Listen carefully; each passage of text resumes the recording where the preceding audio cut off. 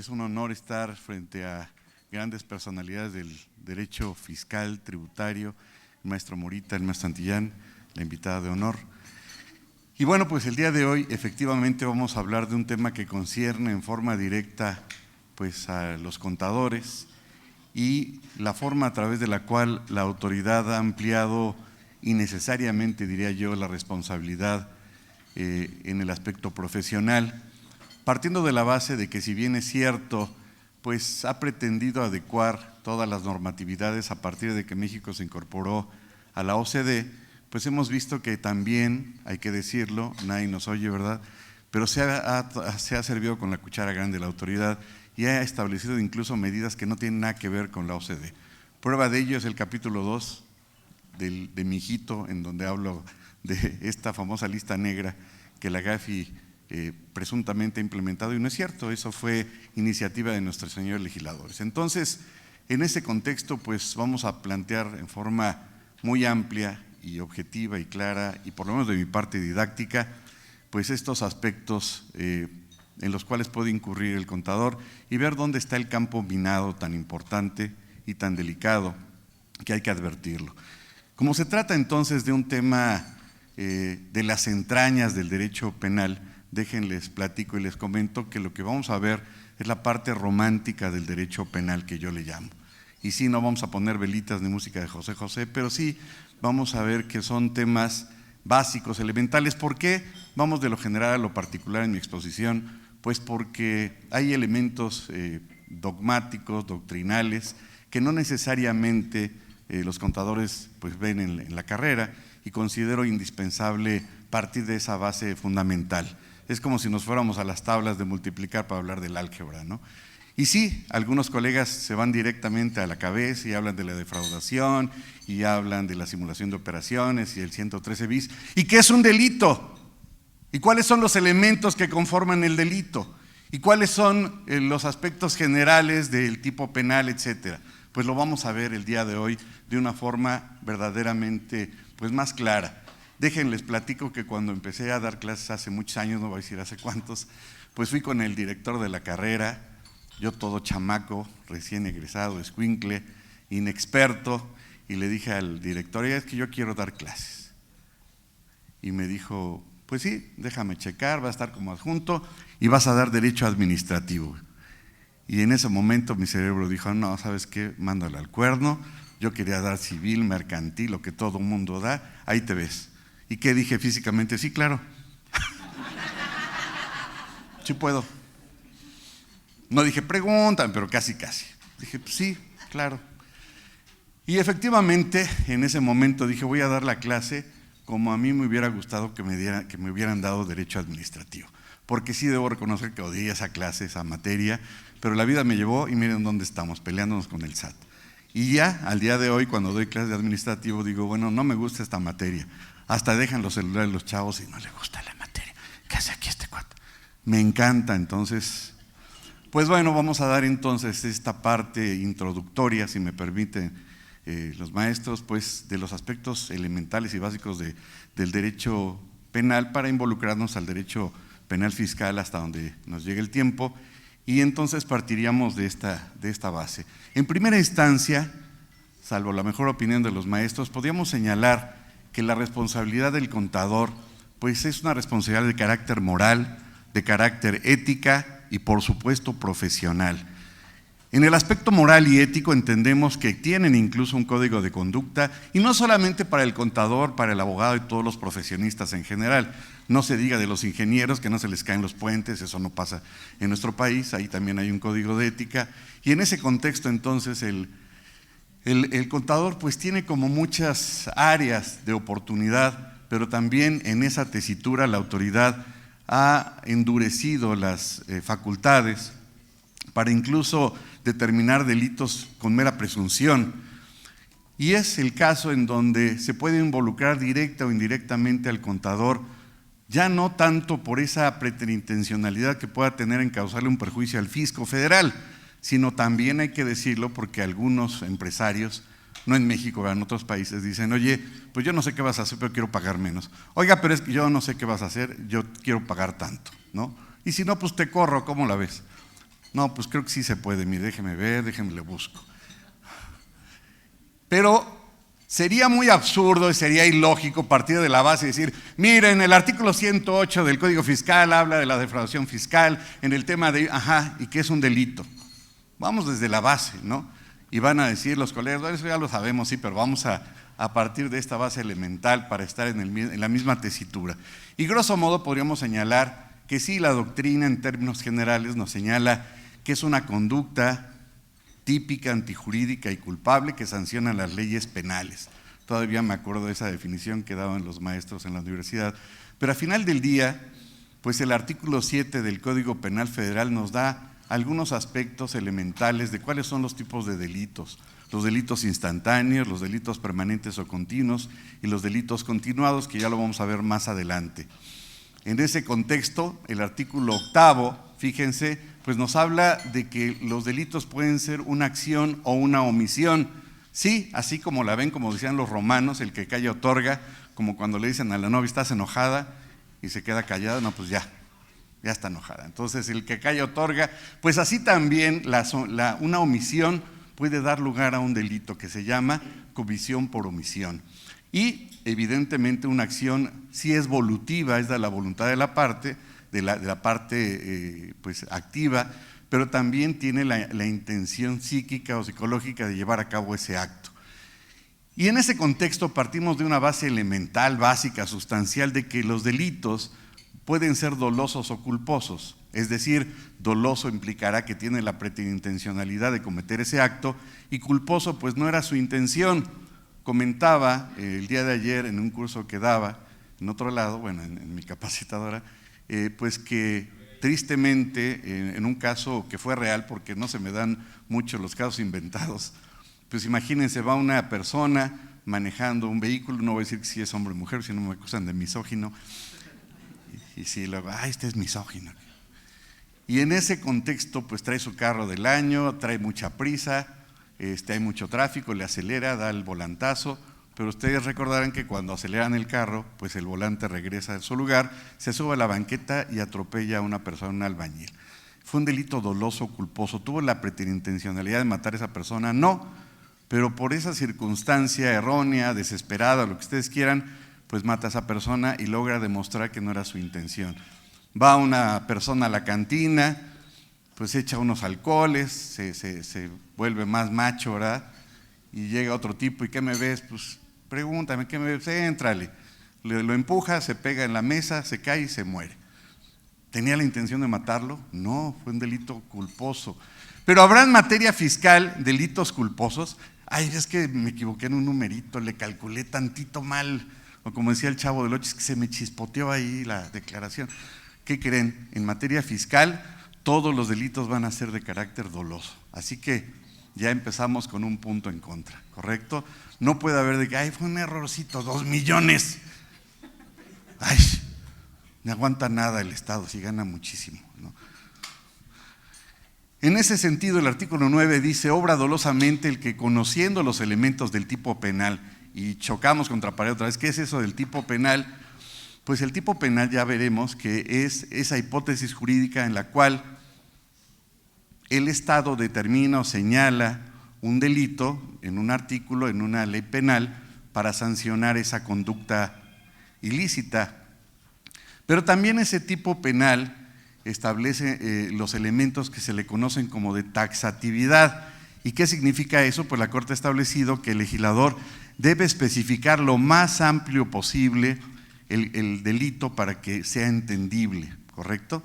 Por eso a veces podríamos decir, es que es una conducta atípica, ¿no? Pues no viene en el tipo penal. No es el concepto de tipo de, es un payaso ese tipo. No, ese concepto no. El tipo penal entonces es la determinación que establece el legislador para proteger o tutelar un derecho basado en los valores en ese momento que prevalecen, es decir, el derecho a la vida, el derecho a la salud, el derecho a la libertad. Por eso digo que es la parte romántica del derecho penal. En ese contexto, entonces, quien obra dolosamente conoce los elementos de ese tipo o previendo como posible resultado típico, quiere o acepta la realización del hecho descriptivo por la ley. Es decir, sabe las consecuencias y aún así tiene la intención, dicen los penalistas, la preterintencionalidad de cometer ese ilícito.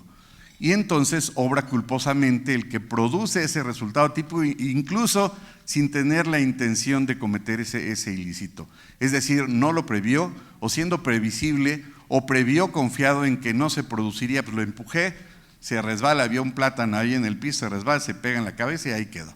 Cometió el delito de homicidio, sí, pero pues no era su intención, ¿correcto? En ese contexto entonces es el artículo 9. Y bueno, la premisa básica entonces que ya comentábamos es que todos los delitos fiscales van a ser de carácter doloso. ¿Cuáles son los tipos de delitos? Ya lo habíamos comentado y ahora lo explicamos. Los delitos instantáneos se van a dar en ese momento. Se consume ese delito cuando se agota en ese momento, llevando a cabo los elementos que describe el tipo penal. Siguiente, permanente o continua, cuando la consumación se prolonga en el tiempo. Y con ello, durante X tiempo se sigue prolongando hasta que se consuma ese delito. No doy ideas, pero por ejemplo, en el caso del delito continuado, cuando una unidad de propósito delictivo, pluralidad de conductas y unidad de sujeto pasivo se viola el mismo precepto legal. Un ejemplo, pues es ese empleado que se va robando en robo hormiga, que sustrae dinero en distintas etapas. Y comentaba el día de ayer que en algún momento me enteré en las noticias de que una persona, no doy ideas, ¿verdad?, pero le daba a su esposo tantito veneno, dicen tantito veneno no mata, pues hasta que el señor pues ya de plano ya nos acostumbró al veneno y ahí se quedó. Pero sí, fue en una temporalidad, en una unidad de tiempo determinado, fue un delito continuado. ¿Cuáles son los elementos del delito? Así como el reloj que se está armando ahí en la pantalla, ¿cómo, si pudiéramos seccionar el concepto de delito, cómo se integra? Pues así lo podríamos entender. ¿Vamos bien? ¿Me estoy explicando bien? Porque yo no he entendido nada, si alguien me puede explicar bien. Nada, no es cierto. Teoría del delito. ¿Cuáles son los elementos del delito? Fíjense, puede ser a través de una acción o una omisión, un acto. El acto es volitivo, tiene la intención física y lleva a cabo la intención psicológica, es decir, de cometer ese ilícito, o puede ser una omisión. Por ejemplo, ya lo veremos más adelante, la enfermera que no le da la medicina al paciente, ¿no? O no le da de comer, pues ¿qué va a pasar? ¿Se le va a morir el paciente? Pues no le quiero dar, pues que se sirva a él. Oye, pues tiene los brazos enyesados, pues a ver cómo come, yo no le voy a servir nada. Tipicidad, tiene que estar contenido en un ordenamiento legal. Ojo, esto deriva del artículo 14 constitucional. No puede haber un delito por analogía, ¿no? Otro punto, ahorita los vamos a ver, antijuricidad, es un acto ilícito de entrada, ¿no? Decía mi maestro en la universidad, no todo acto criminal es un delito, ¿no? Puede haber un acto ilícito, pero no necesariamente es un delito. Culpabilidad, decían los doctrinarios, que es la capacidad de reprochabilidad de una conducta, y por supuesto la punibilidad, que esa persona puede ser sancionada y que por lo pronto tenga mayoría de edad y que tenga capacidad de gozo y de ejercicio. Así entonces la acción vamos a entenderlo como esa conducta que se lleva a cabo por una persona y que obviamente va en contra de la ley, y puede ser una acción o puede ser una omisión. El no hacer también implica la comisión de un delito. Siguiente, la acción en sentido estricto pues va a ser esa actividad voluntaria que lleva a cabo el sujeto y que puede ser integrado por un aspecto físico que ya comentábamos, que es llevar a cabo un acto, un movimiento, y un aspecto psíquico, la voluntad, el querer hacer ese acto, el tener la voluntad. Puede ser que una persona lleve a cabo un delito, pero porque lo persuadió otro y dijo, oye, no va a pasar nada, hazlo. Ah, que no puedes. Sí puedes. ¿Cómo se llama usted? Efrén. Efrén, perdón. No te preocupes. Entonces la gente puede caer en ese ilícito, decir, mira, yo sé cómo le damos vuelta al fisco y mira, hacemos esto y no hay problema, hazlo.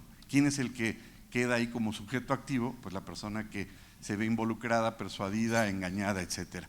En ese sentido, entonces, debe haber un aspecto, un elemento psíquico que va a ser la voluntad. Y evidentemente va a haber un nexo causal salud entre la conducta y el resultado. Así entonces, este resultado de la acción debe ser sancionado por la ley, por eso es punible. Por eso yo hablo del neopopulismo punitivo fiscal, ¿no? Así entonces debe configurar un delito y este debe de estar descrito y debe de tener una penalidad descrita en la ley, independientemente de que se lesione intereses jurídicos protegidos por la ley o solo los ponga en peligro según el tipo penal. Así entonces los elementos de la conducta van a ser estos: un acto positivo o un acto negativo, es decir, una acción o una omisión, un resultado y una relación de causalidad, no casualidad, sino causalidad entre el acto y el resultado. De tal suerte que entonces se va a manifestar la voluntad, se va a llevar a cabo una conducta pasiva, debe de obrar y debe haber un resultado típico. De tal suerte que las acciones y las omisiones delictivas únicamente pueden llevarse a cabo, como ya apuntábamos, de manera dolosa o de manera culposa. ¿Y qué es el dolo? En materia civil, si se fijan, hay muchos conceptos que se copian del derecho civil. Recordarán que el dolo pues, es un vicio de la voluntad, y decían mis maestros que dolo son las maquinaciones para hacer caer en el error a otro. Si le vendo a la compañera un vehículo, ¿su nombre es?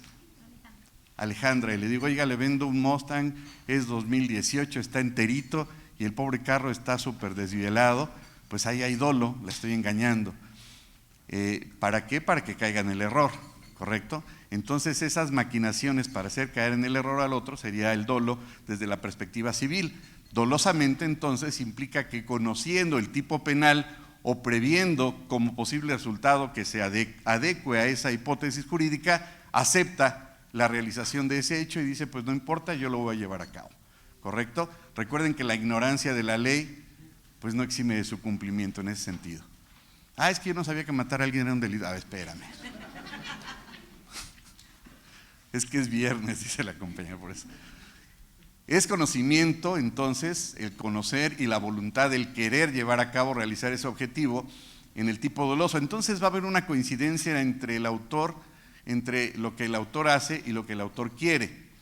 Y en ese sentido derivan esos elementos: uno, el intelectual o de conocimiento cognoscitivo, la conciencia y conocimiento de esos elementos del tipo que lo integran, los elementos normativos y lo que lo describen. Por ejemplo, tener conciencia de dar muerte a una persona, que es una conducta prohibida. Y puede darse, fíjense, ya que tenemos aquí a Rocky enfrente, pues imagínense que en una pelea de box, pues le da un buen golpe o un mal golpe, le afecta ahí algo en el cerebro, o la otra persona tenía algún problema y con eso lo mata. Va a ser un delito doloso o culposo, pues no tenía la intención de matarlo, ¿no? Eso solamente pasa con Rocky Balboa, pero bueno, obra culposamente el que produce entonces ese resultado típico, pero no previó, y siendo previsible, o previó confiado en que no se producía y no le va a pasar nada, y le pasó. Recuerdo, y comentaba el día de ayer, que se dio hace algunos años durante un mundial, pues una empresa que se dedica a fabricar cervezas, no sé qué concurso dio, que enviaran no sé qué respuesta, y un grupo de chicos se ganaron un viaje en un crucero. Imagínense, 20 años en un crucero, solteros, no sé cuántas cajas de cerveza, no, bueno, una mezcla explosiva. ¿Qué es lo que sucedió? Aquí el chisme. ¿Quieren saber qué sucedió? No se pierdan el próximo capítulo. Pues resulta entonces que pues estos chicos empezaron a tomar ahí bebidas embriagadoras y estaban asomándose en ese. Fue real, se los juro que no invento. ¿Sí le consta? ¿Sí se acuerda? Pues cuéntenos qué pasó. No, pues resulta que uno de ellos le dijo al otro, oye, ¿a que no te avientas? Dijo, ¿a que sí? ¿A que no? Que sí, que no puedes, que. Y se aventó del crucero. ¿Saben cuándo salió? Nunca. Muy probablemente las aspas de la embarcación hicieron un remolino que el señor ni Aquaman salía de esa revoltura del mar. Y bueno, ahí una de las partes lo indujo, ¿no?, a que cometiera esa situación, a que cayera en esa situación, por el alcohol, lo que ustedes quieran y manden, ¿no? En ese sentido, entonces, no se previno ese efecto que se podría llevar a cabo en virtud de una violación de un deber ciudadano y que debía y podía observar según esas circunstancias. Y vean, por otro lado, tenemos entonces los delitos de omisión simple. ¿Y qué está haciendo ese hombre? Pues nada, está omitiendo. Tal vez tendría la obligación de presentar una declaración y dice, no la presento, pues no pasa nada. ¿Qué puede pasar? y ahí está la restricción, ¿no? Delitos de comisión por omisión. Estos delitos entonces consisten en omitir, yo diría, el cumplimiento de una ley, violan una regulación perceptiva y no generan un acto material en principio, pero sin embargo se viola una norma perceptiva de carácter penal y estos delitos de omisión simple producen un resultado típico y la ley, por supuesto, sanciona esa omisión. Por ejemplo, dejar de amamantar a un recién nacido. Hay un delito, corríjame maestro si digo un error, que se llama abandono de expósitos, ¿no? Abandonar a los bebés, qué terrible, ¿no? Si no hubieran abandonado a Moisés, quién sabe qué hubiera pasado en la historia. Pero dejar de amamantar a un recién nacido, gracias maestro, la enfermera que deja de alimentar al paciente y este se muere por esa razón, ahí hay una omisión, abandono de hijos menores, omitir el pago de pensión alimenticia, eso ni pasa en nuestro país, por Dios, eso pasa en Narnia, en México no pasa. Narnia, sí conocen a Narnia. Los delitos de omisión por comisión implican entonces un resultado prohibido por la ley y sí producen un resultado, un efecto material, se viola una perceptiva penal o de otra rama del derecho y una rama prohibitiva en materia penal y producen un resultado típico, por supuesto, y uno material. No se sanciona la omisión, sino el resultado. Vean, no se sanciona la omisión, sino el resultado. Así entonces tenemos que existen delitos de resultado, delitos de mera actividad o delitos de peligro.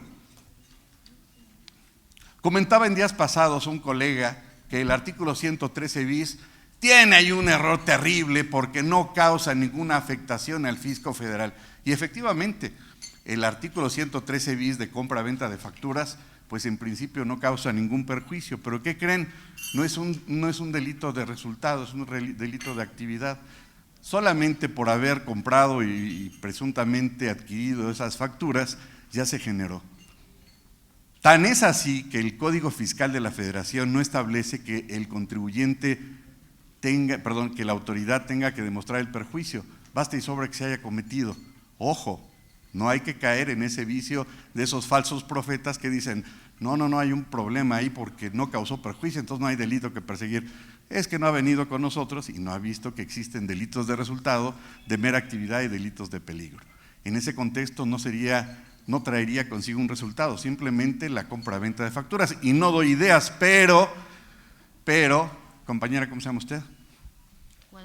Guadalupe. Imagínense que a Lupita de repente le llega una factura a su correo, no doy ideas, por 20 millones de pesos. ¿La compañera compró facturas? No. ¿Se dedica a eso o no? No, ¿verdad? Dígame que no. Sí, entonces vamos a cambiar de ejemplo. No es cierto. Y en ese contexto les preguntaría, acorde con el 113 bis, ¿ya se daría ese delito? Pues en principio, si está un tercero chismoso, tercero colaborador y le da vista a la autoridad, tal vez sí, y dirá a la autoridad, pues tú recibiste la factura y demuéstrame que no es cierto. Entonces de entrada ahí podría darse ese escenario absurdo, porque usted diría, pues yo ni lo conozco, ni he pagado nada, pero entre que son peras son manzanas ya le llegó a su domicilio, además arriba de 8,5 millones que encuadra en delincuencia organizada. Válgame Dios, esas son nuestras leyes, no estoy inventando, ojalá fuera un cuento de terror. Bueno, pero se daría entonces otro delito en el momento en que sí se hubiese pagado y se hubiese tratado de deducir esa factura, que sería entonces el 108, y ahí sí hay un resultado. Para que vean entonces que también en materia fiscal se dan este tipo de delitos. Delitos de resultado. Se puede interpretar entonces como una modificación en el mundo exterior donde hay una lesión efectiva al bien jurídico, lesiones, robo, entre otros. Recuerden que el Estado, al determinar esos delitos, está protegiendo y se le conoce un bien jurídico y se le conoce como el bien jurídico tutelado. Protege la vida, protege la salud, ¿no? Entonces, eso va de acuerdo al aspecto axiológico, en ese momento a los valores de la sociedad. Quizá los valores de hace 100 años no son los mismos de ahorita, pero el legislador trata de proteger esos bienes jurídicos, dándole una sanción a quien cometa esa violación a esos actos. Delito de mera actividad. Esta conducta puede ser de mera actividad como portar drogas. Oye, yo no hice nada, pues nada más traes ahí droga, pero fuera de eso, pues nada más la porté, pero no hice nada. A ver, ¿a quién le pegué? Como aquel video en donde detienen a un tipo y dices, ¿qué traes? 3 kilos de marihuana y tú eres el dueño, a ver, demuéstrame mi factura. Como aquel que dice, es que encontré un libro que dice cómo llegar a ser 50% feliz y me compré 2 libros. Bien listo. Entonces el delito de mera actividad pues puede ser de mera actividad por portar drogas o no traer licencia, ¿no? O portar armas sin licencia, como cuando desgraciadamente hace algunos años tuve la mala suerte de golpear con mi ojo el puño de un ratero que me amenazó con una pistola. Y cuando fui a denunciar al Ministerio Público me dice, oiga, ¿y no checó que haya sido falsa la pistola? Sí, le dije, sí, le voy a decir, a ver, dame un balazo a ver si me das, es que si era real, ¿no?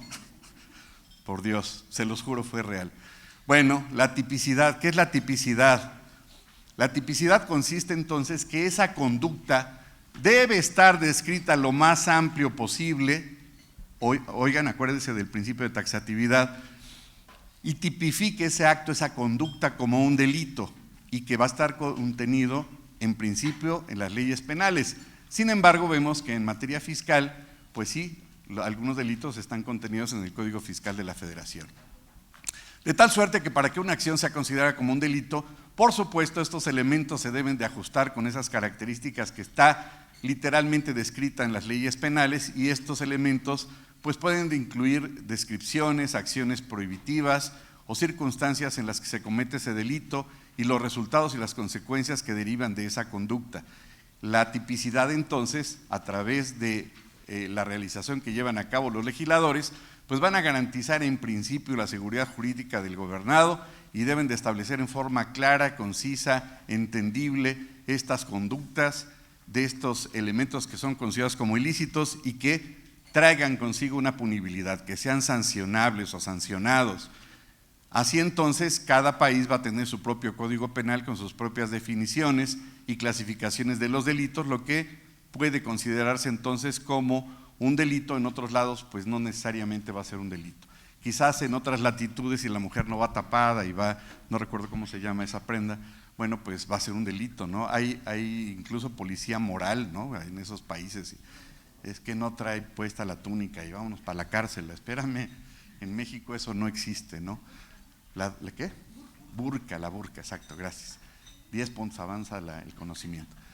La acción típica entonces es solo aquella que se acomoda a la descripción específicamente señalada por el legislador, aunque saturado a veces en referencia a los elementos normativos. Un ejemplo clarísimo en donde yo considero en lo particular, salvo su mejor opinión, maestro, en donde el legislador exageró, pues es en el delito de ingresos de procedencia ilícita o lavado de dinero. Son como 35 adjetivos que le da la autoridad que yo digo que son innecesarios, ¿no?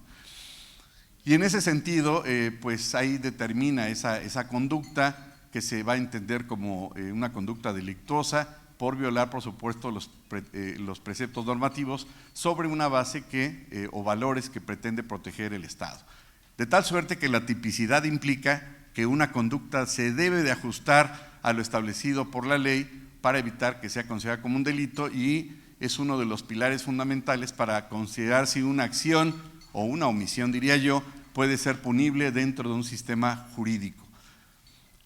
Entendemos también que pues, la autoridad tendría que agotar todas las instancias, es decir, las sanciones administrativas y demás, para después llegar como última instancia al delito cuando ya no existen otros medios. Así, de tal forma que una conducta puede ser considerada como delito, pero también tiene que estar tipificada en la legislación vigente. Ojo, no se podría aplicar una norma que no se encuentre vigente en ese momento, y en ese contexto entonces pues la ley la tiene que definir lo más claro posible. Eso entenderíamos que sería el famoso principio de taxatividad. Así entonces la taxatividad busca proteger entonces los derechos fundamentales del individuo frente al poder punitivo del Estado, para efecto de que se le garantice pues que nadie pueda ser condenado por acciones que no se encuentran en forma clara, concreta, específica en la legislación vigente. ¿Cuál es el fundamento de esta famosa tipicidad? Pues el artículo 14 constitucional que tenemos aquí enfrente, y que refiere que los juicios de orden criminal queda prohibido imponer por simple analogía. Bueno, es que no viene en la ley, pero mira…